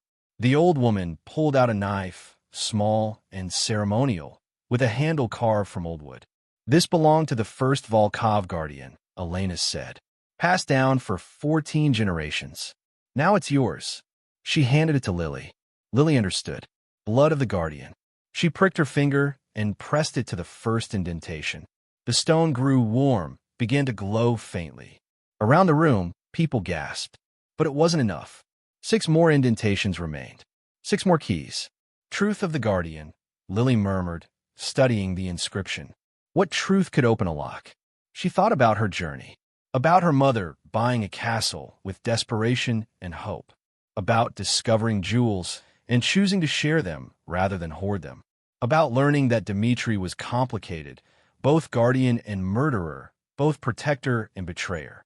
The truth is, she said aloud, guardianship isn't about being worthy. It's about trying anyway. It's about making mistakes and continuing. It's about acknowledging that we're flawed people protecting important things. That's the truth. We're all broken guardians doing our best. As she spoke, she pressed her bloodied finger to each remaining indentation. With each one, the glow grew brighter. By the seventh, the entire wall was luminescent. Sacrifice of the guardian, she finished. The sacrifice isn't grand gestures or dying heroically. It's giving up normal lives. It's choosing burden over comfort. It's the daily sacrifice of carrying weight that no one else can see. The wall shuddered and began to sink into the floor, revealing a passage beyond. Alexei stared in disbelief. That's impossible. I have Volkov blood. I should be able to— You have the blood, Elena interrupted, but you lack the understanding. The seventh chamber doesn't test bloodline. It tests character, and you failed before you even began. Lily stepped into the passage, and Anna followed. Elena was too old, too frail, but she nodded from the entrance. Go. Finish it. Become what Dmitri hoped you would be. The passage descended in a spiral, carved smoothly through bedrock, lit by the same strange luminescence that had appeared on the wall. At the bottom, perhaps 100 feet down, they emerged into a chamber unlike any they'd seen before. It was circular, maybe 50 feet in diameter, the walls covered floor to ceiling in carved text. Romanian, Russian, Hungarian, Turkish, Greek, languages from across Eastern Europe, all saying the same thing over and over. We are keepers. We endure. We protect. In the center of the chamber stood a pedestal, and on that pedestal sat a book. Not ancient, not crumbling. Preserved perfectly in a glass case that seemed to generate its own climate control. The Volkov Testament. Lily approached it reverently. Through the glass, she could see pages covered in meticulous handwriting, drawings, maps, architectural diagrams. 7 centuries of guardian knowledge, compiled and protected. But there was also something else. A letter, lying on top of the testament, addressed simply to the 7th guardian. Anna opened the case carefully and handed the letter to Lily. The paper was new, dated 2015, written in English in handwriting Lily recognized from journals she'd studied. Her father's handwriting. Dear 7th Guardian, it read, If you're reading this, it means you succeeded where I failed. You found the chamber I couldn't. You proved yourself worthy in ways I never could. I write this in the final days of my life, knowing I'm dying in a collapsed chamber in Moldova, crushed by my own cowardice and greed. I came to Europe searching for Volkov treasures to claim, to sell, to profit from. I rejected the guardianship and paid the price. But before I die, I want you to know something. The testament you found is real. It contains everything, but also contains a choice. Inside are instructions for opening 43 Volkov chambers across Europe and Asia. Treasures worth billions. Secrets that could shake governments. The power to rewrite history. You can use it. You can claim it all. You can become wealthier than kings. Or you can destroy it. Burn the testament. Seal these chambers forever. Let the secrets die with the book. That's the real test. Not whether you can reach the testament, but what you do with it once you have it. I failed because I wanted to use it. To profit. That desire killed me before I even reached this chamber. I pray that you, whoever you are stronger. That you understand that some knowledge is too dangerous to preserve. That true guardianship might mean letting go. Your predecessor in blood, if not in spirit, Marcus Volkov. Lily stood in the chamber, holding her father's final words, and understood the full weight of what lay before her. Anna looked at the testament, then at her daughter. What do you do? Lily thought about everything she'd learned. About Dmitri choosing treasures over his brother. About Anna choosing justice over easy wealth. About her father dying in pursuit of something that destroyed him. She thought about Alexei upstairs, already plotting how to use any information they found for personal gain. about the 43 chambers full of treasures and secrets, about the governments and criminals who would do anything to access them. And she made her choice. "We photograph every page," she said. "We document the testament completely, and then we destroy it." Anna's eyes widened. "Lily, that's 7 centuries of history. Knowledge that can never be recovered." "Exactly," Lily said. "My father was right. Some knowledge is too dangerous." The Volkov Guardians protected these chambers when the world needed them protected. But times have changed. The chambers were meant to hide things until they could be revealed safely. If we reveal them all now, with the testament as a roadmap, people like Alexei will loot them. Governments will fight over them. Instead of preserving history, we'll create chaos. She looked at the testament through its glass case. "But we'll preserve the knowledge that chambers exist. We'll document their existence without revealing locations. And we'll leave it to future guardians, maybe centuries from now, to decide if the world is ready." That's what Dmitri would have wanted. What he should have wanted. To protect not just objects, but the idea of protection itself. They spent the next 6 hours in the chamber. Lily and Anna photographed every page of the testament. Thousands of images, capturing all the information it contained. Maps, codes, architectural diagrams, histories of what each chamber held. Everything preserved digitally, backed up to encrypted servers, locked behind security that only future Volkov Guardians could access. Then, with witnesses watching via video link, Lily lit a fire in a metal container they brought down. She burned the testament page by page, watching 7 centuries of Guardian knowledge turn to ash. Alexei, watching from above, screamed in rage. "You're destroying history. That belonged to all of us." "It belonged to the Guardians," Lily called back. "And I'm the Guardian. This is my choice." When the testament was ashes, they sealed the chamber, not with locks or mechanisms, but with concrete and steel, making it permanently inaccessible. The 7th chamber would never be opened again. Back in the castle proper, Alexei confronted them with his lawyers. "You've destroyed evidence in an active legal case. I'll have you arrested." "Destroy evidence of what?" Lily asked calmly. "We entered a chamber on property owned by the Torres Volkov Foundation. We found a book of uncertain provenance. We documented it extensively. And then, as the legal owner of both the property and its contents, I chose to destroy something that posed a security risk. That's not just legal. That's responsible guardianship. The testament could have made us all wealthy." "It could have made you wealthy," Lily corrected. "And it would have destroyed everything the Volkovs spent centuries protecting. I chose preservation over profit. If you can't understand that, you're not a guardian. You're just a treasure hunter with family blood." The legal battle continued for another year, but without the testament, Alexei's case fell apart. He couldn't prove that the chambers existed, couldn't demonstrate any right to treasures he couldn't locate. Eventually, courts ruled in the Foundation's favor, confirming that guardianship was about more than bloodline. It was about demonstrating the character to protect rather than exploit. Alexei disappeared from public life, bitter and defeated. Rumors suggested he'd gone to Europe, was searching for Volkov chambers on his own. Lily didn't doubt he'd find some. The blood would help him with that. But without the testament, without the complete knowledge, he'd spend his life finding fragments while the most important secrets remained hidden. 5 years later, Lily stood in the castle library with her own daughter, Sophia, age 7, teaching her the first lessons of guardianship. "Why did you burn the book, Mama?" Sophia asked, the question every child asked about the famous testament burning. "Because sometimes protecting something means letting it go," Lily explained. "The book contained knowledge that could hurt people if it fell into the wrong hands. So I chose to keep the knowledge safe by making it inaccessible, even to me. But what if we need it someday? Then future guardians will find another way. That's what we do. We solve impossible problems. We make difficult choices. And we trust that the ones who come after us will be as brave as we try to be." Sophia considered this seriously. "Am I going to be a guardian?" "I don't know, baby. The blood chooses. But whether you are or not, I'll teach you what it means. To put responsibility before reward. To acknowledge complexity instead of seeking simple answers. To be brave enough to admit when you're wrong. Those are guardian qualities, but they're also human qualities. Everyone should learn them.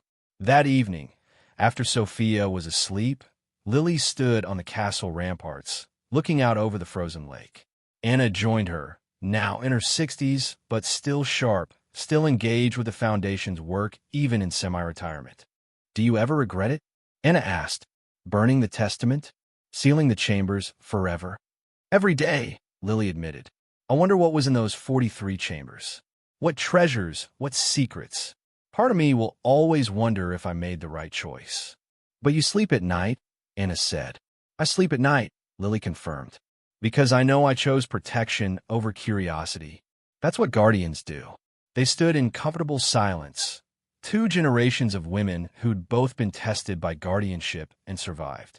Behind them, the castle stood as it had for over a century, guardian of secrets revealed and concealed, monument to the complicated legacy of a family that had chosen burden over comfort, responsibility over reward. Inside, in a secure vault, the digital copies of the testament sat encrypted, protected by security that would take quantum computers decades to break. Knowledge preserved, but controlled, available when future guardians proved themselves worthy. The Volkov legacy had evolved. From Dmitri's isolated obsession to Anna's public preservation to Lily's balanced wisdom. Each generation had improved on the last, learning from mistakes, building on strengths. The blood had chosen well. And somewhere in Europe, 43 hidden chambers sat undisturbed, waiting. Protected by guardians who'd chosen to let them sleep. Protected by the understanding that some treasures were more valuable unspent, some secrets more powerful untold, some legacies more important preserved than exploited. That was the final lesson of the Volkov family. True wealth wasn't in jewels or gold or ancient knowledge. True wealth was in having the wisdom to know when to hold on and when to let go, when to reveal and when to conceal, when to fight and when to step back. Anna had learned it buying a castle for $500 and finding $295 million in jewels she chose to share. Lily had learned it by burning a testament that could have made her a billionaire. And Sophia would learn it in her own way, in her own time, if the blood chose her. The castle stood on the edge of the frozen lake, guardian of its own secrets and testament to the guardians who'd walked its halls. And as snow began to fall, covering the grounds in white silence, the legacy continued. Not perfect, not simple, but enduring. And that, in the end, was all that any guardian could hope for. To endure, to protect, and to pass forward something worth protecting. The Volkov legacy wasn't about the treasures they'd hidden or the secrets they'd kept. It was about the choice made generation after generation to be guardians in a world that rewarded greed, to be protectors in an age of exploitation, to be keepers of truth in an era of convenient lies. Anna had started it by refusing to sell the jewels for personal gain. Lily had continued it by destroying the testament rather than use it for profit. And future Volkovs would carry it forward, each in their own way, each adding their own chapter to a story that refused to end simply because it refused to compromise. That was guardianship. That was legacy. That was what it meant to carry Volkov blood. And standing on the ramparts of Winterhaven Castle, looking out at the frozen lake where it had all begun with a desperate woman and a $500 gamble, Anna and Lily understood that they'd done something rare and precious. They'd turned inheritance into legacy, treasure into trust, blood into burden worth bearing. And somewhere, across time and death, Dmitri Volkov and his brother Alexei, divided in life but united in their love for their family, rested easier knowing that the guardianship had found worthy hands. The castle lights flickered on as darkness fell, welcoming students and visitors, researchers and dreamers, all coming to learn about the legacy of protection, about the courage it took to find treasures and choose to share them, about the wisdom it took to hold knowledge and choose to conceal it. This was the true treasure of Winterhaven Castle, not jewels or testaments or hidden chambers, but the understanding that sometimes the most valuable thing you can do is protect something not for yourself, but for a future you'll never see. Anna and Lily descended from the ramparts together, mother and daughter, guardian and guardian, carrying the weight of their choices with grace and courage. The castle stood behind them, eternal and patient, waiting for the next chapter, the next guardian, the next impossible choice that would define what it meant to be a Volkov. And in the deep places, in the chambers sealed and unsealed, in the foundations that held secrets even the guardians didn't know, the castle kept its own counsel. Because some secrets were meant to wait, some treasures were meant to sleep, and some legacies were meant to endure not through revelation, but through the quiet courage of those who chose to protect rather than exploit, to preserve rather than profit, to carry burdens that no one else could see. That was the Volkov way. That was the Guardian's path. And it continued, generation to generation, blood to blood, choice to choice. The treasure was real. The burden was eternal. The guardianship endured. And that was exactly as it should be. But the universe had one final gift for the Volkov Guardians. One last revelation that would bring the entire legacy full circle in a way no one could have predicted. It came 10 years after Lily burned the testament, on the morning of Anna's 70th birthday. She'd lived a full decade in retirement in Florida, watching her daughter lead the foundation, watching her granddaughter Sophia grow into a thoughtful teenager who showed all the signs of becoming the next guardian. Anna had made peace with her choices, with her legacy, with the complicated truth of the Volkov family. Until the package arrived. It was delivered by courier, requiring signature and identification. Inside was a letter and a small wooden box, intricately carved with Volkov family symbols. The letter was from a law firm in St. Petersburg, Russia. Dear Mrs. Volkov, we represent the estate of Svetlana Volkova, who passed away peacefully last month at the age of 97. You may remember meeting her at the dedication of the memorial for Dmitry and Alexei Volkov. In her will, she left specific instructions that upon her death, you were to receive this package. She included a letter for you, which we have enclosed unread as per her wishes. We hope this finds you in good health and spirits. With respect, Mikhail Petrov, and Associates. Anna's hand shook as she opened Svetlana's letter. The handwriting was shaky but determined, clearly written by someone who knew their time was limited. Dear Anna, if you are reading this, I have finally joined my grandfather Alexei in whatever comes next. I write to you because you and your daughter have shown the courage and wisdom that my grandfather lacked. You found treasures and chose preservation. You gained power and chose responsibility. You became everything the Volkov Guardians were meant to be. But there is something you don't know. Something I couldn't tell you while I lived because I swore an oath to my grandfather to keep it secret until the right guardian emerged. That guardian is Lily. The wooden box contains a key and instructions for one final chamber. Not one of the 43 that Dmitry cataloged. This is the 44th. The secret chamber that even the testament didn't record. My grandfather built it in 1936, a year before he returned to Russia and his death. He knew he wouldn't survive, knew the Soviets would kill him. So he created one last hiding place for the most important thing the Volkovs ever protected. Not jewels, not treasures, something far more valuable. The truth about who the Volkovs really were and why we were chosen as guardians in the first place. This truth will change everything you think you know. It will challenge everything you believe about your legacy. But it will also give you the answer to the question every guardian asks, why us? Why our family? Why this burden? I trust you to share this with Lily, and I trust her to decide what to do with what she finds. The world is ready now. Perhaps it wasn't before, but your family's courage has prepared the way. With love and respect for all you've done, Svetlana Volkova. Inside the wooden box was indeed a key, old and ornate, and a folded piece of paper with coordinates, along with detailed instructions written in Russian with English translation.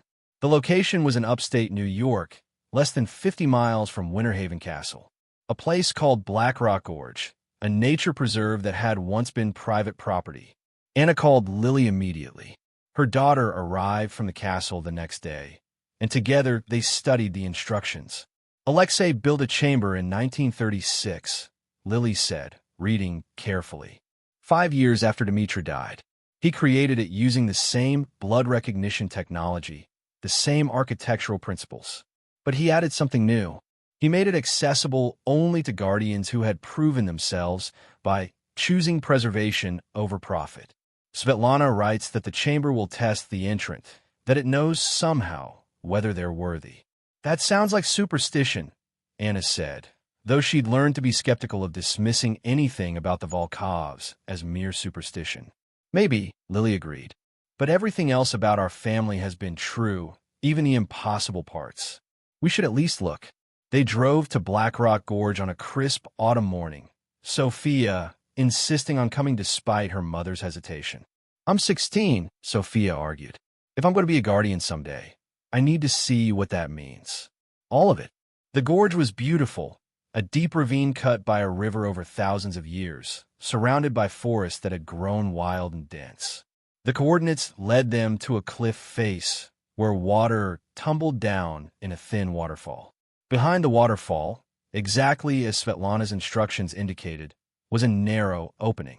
They squeezed through, getting soaked, and found themselves in a cave that quickly transitioned to worked stone. Someone had carved passages here, built chambers, created something permanent. The passages led down, always down, following a spiral pattern that felt eerily familiar.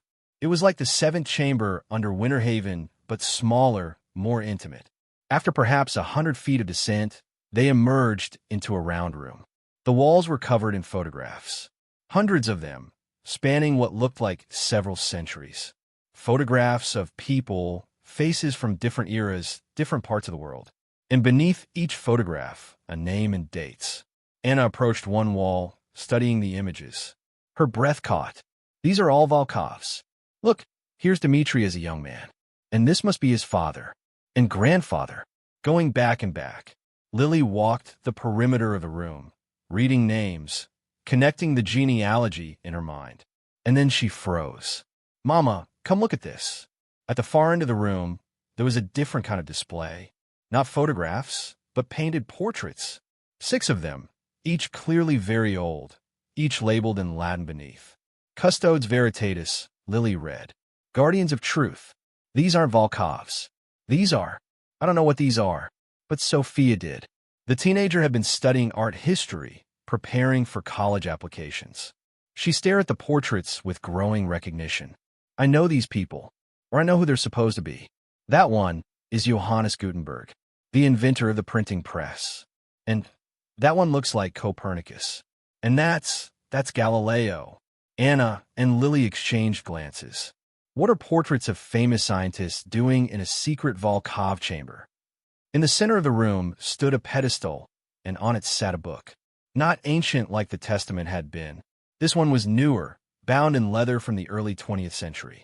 A note rested on top, in Alexei's handwriting. To the guardian who reaches this chamber, you have earned the truth.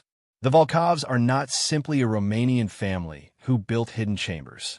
We are part of something older, something that predates nations and crowns. We are descendants of the Custodes Veritatis, an organization founded in the 1400s during the Renaissance. The Custodes existed to protect dangerous knowledge, scientific discoveries that challenged religious doctrine, mathematical proofs that undermined political power, historical truths that threatened dynasties. When Gutenberg invented the printing press, the Custodes helped him hide certain texts that would have gotten him executed. When Copernicus proved the Earth orbited the Sun, they protected his research until he was safely dead. When Galileo faced the Inquisition, they smuggled copies of his work to safety. For centuries, the Custodes operated across Europe, a network of families dedicated to preserving knowledge until the world was ready for it. But they needed specialists, people who could build hiding places that would last centuries. People who could create chambers that only the worthy could open. They needed architects of secrets. That's what the Volkovs were. We were the builders for the Custodes. Every chamber we created held something that powerful people wanted destroyed. The royal jewels, the Testament of Peter, those were relatively recent. The original chambers held scientific treatises, mathematical proofs, historical documents that would have changed the world if released too soon. By the 1800s, the custodes had mostly dissolved. The Age of Enlightenment, the rise of secular governments, meant less need for protecting dangerous knowledge. But the Volkovs continued. We protected things because it was what we'd always done. Dmitri, my brother, he never knew this full history. Our father died before he could pass it on completely. Dmitri thought he was just protecting Russian treasures. He never understood that he was continuing a 500-year tradition of being a guardian of dangerous truths. I learned the truth from old custodes documents I found after our father's death. And I built this chamber to preserve that knowledge. Because guardians need to know why. Why our family carries this burden. Why the blood recognizes certain people. Why we build impossible chambers and protect impossible secrets. You're not just Volkovs. You're custodes. Guardians of truth. And that is the most sacred calling any family could have. Use this knowledge wisely. Alexei Volkov, 1936. The three women stood in the chamber, surrounded by the faces of guardians past, absorbing the weight of revelation. We're part of something bigger, Sophia whispered. We're not just protecting treasures. We're protecting truth itself. Lily picked up the book Alexei had left. It was a history of the Custodes Veritatis, compiled from documents he'd collected. She flipped through pages showing chambers across Europe, listing what each had contained. Some are famous now. A chamber in Florence had held Da Vinci's anatomical drawings until the Catholic Church stopped burning heretics. A chamber in Prague had protected Jewish texts during pogroms. A chamber in Istanbul had hidden Greek philosophical works during book burnings. This changes everything, Anna said. Every chamber we've found, everything we've protected, it wasn't about one family's legacy. It was about protecting knowledge that could change the world. But should we tell anyone? Lily asked. The custodes dissolved for a reason. Maybe we're meant to continue quietly, without making this public. Sophia surprised them both. No, we need to tell people. The world has changed. Yes, there's still censorship, still people who want to suppress truth. But there's also the internet. Open source. Knowledge. Digital preservation. The custodes protected truth when it could be destroyed by burning books or killing scholars. But today, truth is harder to kill. We should reveal this history because it shows that truth has always been worth protecting, that there have always been people brave enough to protect it. Anna looked at her granddaughter with pride and wonder. When did you get so wise? I learned from a woman who bought a castle for $500, Sophia said with a slight smile. And from a woman who burned a priceless book to protect secrets. Courage runs in our family. So does wisdom. I think it's time we used both. Over the next year, Lily and Anna worked with historians to verify Alexei's claims about the Custodes Veritatis. The evidence was fragmentary, but compelling. Documents in various European archives mentioned an organization dedicated to protecting knowledge. Letters from famous scientists referenced mysterious benefactors who helped preserve their work. And architectural records showed that Volkov chambers corresponded with significant historical events where knowledge had been threatened. The revelation was published in academic journals first, then picked up by mainstream media. Secret society protected scientific truth for 500 years. Family of guardians revealed as Custodes Veritatis descendants. The real Da Vinci Code. How one organization saved knowledge from destruction. The response was mixed. Some historians were skeptical, arguing that the evidence was circumstantial. Some conspiracy theorists went wild, claiming the custodes still existed in secret, controlling world governments. But many people, especially those in fields where truth was under attack, science educators, journalists, historians, librarians, they embraced the story because it gave them something powerful. The knowledge that protecting truth was a calling with deep roots. That guardianship mattered, that there had always been people willing to risk everything to preserve knowledge for future generations. The Winter Haven Institute expanded its mission. They still preserved the Volkov treasures, still operated the museum, still ran the foundation helping struggling families. But they added new programs focused on information literacy, on teaching young people how to identify truth, how to protect it, how to be modern guardians in an age of misinformation. Sophia, now 18 and started college, gave a TED Talk that went viral. She stood on stage, confident and clear, telling the story of her family. My grandmother bought a castle for $500 when she was desperate and poor. She found jewels worth $295 million. She could have kept them, sold them, become incredibly wealthy. But she chose to share them with the world. My mother found a book that could have made her billions. She burned it to protect secrets that weren't ready to be revealed. And my great-great-great-grandfather and his brother, they died a century ago, one protecting treasures, one tried to use them to change the world. Both were right. Both were wrong. And both taught us something important. Being a guardian isn't about being perfect. It's about making hard choices and living with them. It's about valuing truth over profit, preservation over exploitation, and the future over the present. We're all guardians of something. Maybe it's knowledge. Maybe it's the environment. Maybe it's democracy or justice or art or science. Whatever it is, we have a choice. Do we protect it or exploit it? Do we preserve it or profit from it? Do we think about future generations or just ourselves?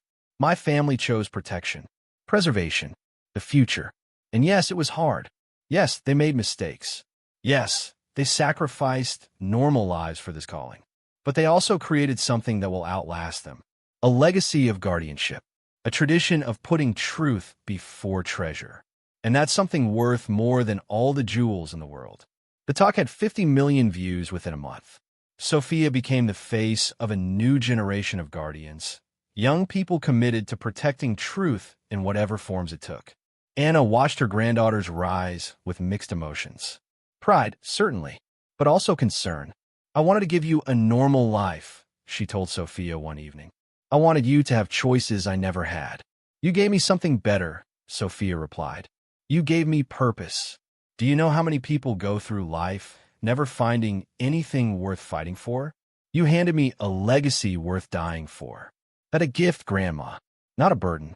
On Anna's 75th birthday, the 3 generations of Volkov women stood together in Winter Haven Castle's grand ballroom.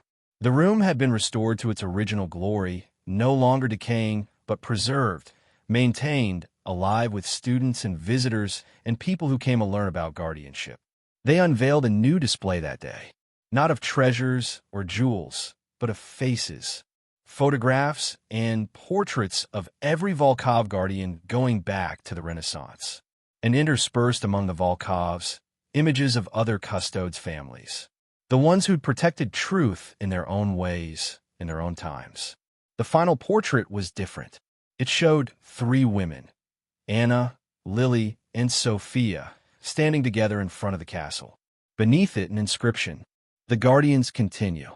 Anna Torres Volkov, who chose preservation over profit. Lily Torres Volkov, who chose wisdom over wealth. Sophia Torres Volkov, who will choose her own path. The blood calls. The truth endures. The guardianship continues. That evening, after the celebration ended, after visitors left and the castle grew quiet, the 3 women walked down to the lake. It was frozen solid, just as it had been the day Anna first saw the castle 35 years earlier. Do you think we did the right things? Anna asked, her voice soft. All the choices we made, all the sacrifices. Lily took her mother's hand. I think we did human things. We tried our best. We made mistakes. We learned from them. That's all any guardian can do. What about the chambers we didn't open? Anna pressed. The 43 that are still out there. Did we make the right choice, leaving them sealed? Yes, Lily said firmly. Because we understood that being a guardian sometimes means protecting things from ourselves. From our own curiosity, our own desire to know. Some secrets can wait. Some should wait. We trusted in future guardians to make their own choices when their time comes. Sophia had been quiet, staring out at the frozen lake. Now she spoke. Do you know what I think is the most important thing about our legacy? It's not the treasures we found or the secrets we kept. It's that we showed people that ordinary humans can do extraordinary things when they choose courage over comfort. Grandma was just a single mom working at a diner. Mom was just a kid when all this started. And I'm just a college freshman. None of us are special. We're just people who chose to try. You're wrong about one thing, Anna said, pulling both her daughter and granddaughter close. You're very special, both of you, not because of the blood or the legacy or the guardianship, but because you're kind and brave and wise beyond your years. That's not Volkov blood. That's just who you are. They stood together in the cold, 3 generations united by choices made and burdens carried, watching their breath make clouds in the winter air. Behind them, Winterhaven Castle stood eternal, its windows glowing warm, its secrets both revealed and concealed, its legacy continuing through the courage of those who chose to protect rather than exploit, to preserve rather than profit, to guard truth rather than trade it for comfort. The treasure had been real. $295 million in royal jewels. But the true treasure had never been the jewels. It had been the journey from desperation to purpose, from poverty to legacy, from fear to courage. Anna had bought a castle for $500. She'd found wealth beyond imagination. But more importantly, she'd found herself. She discovered that she was brave enough to face down powerful enemies, wise enough to choose preservation over profit, and strong enough to carry a burden that would have crushed lesser people. Lily had inherited that burden and made it her own. She'd added wisdom to her mother's courage, balance to her mother's determination. She'd understood that guardianship wasn't about always holding on. Sometimes it was about letting go. And Sophia, the future guardian, stood ready to add her own chapter to the story. What that chapter would be, no one knew yet. But it would be written with the same courage, the same wisdom, the same commitment to truth that had defined the Volkovs for 5 centuries. The frozen lake reflected the castle's lights, turning the scene into something from a fairy tale. But this was no fairy tale. This was real life, messy and complicated and beautiful in its imperfection. "Come on," Anna said finally. "It's cold. Let's go inside." They walked back to the castle together. 3 women who'd chosen guardianship in a world that worshipped profit, who'd chosen preservation in an age of exploitation, who'd chosen truth in an era of convenient lies. The doors closed behind them, sealing out the winter cold, sealing in the warmth of legacy and love and lessons learned across generations. And Winterhaven Castle, that impossible place bought for $500 by a desperate woman, continued its vigil.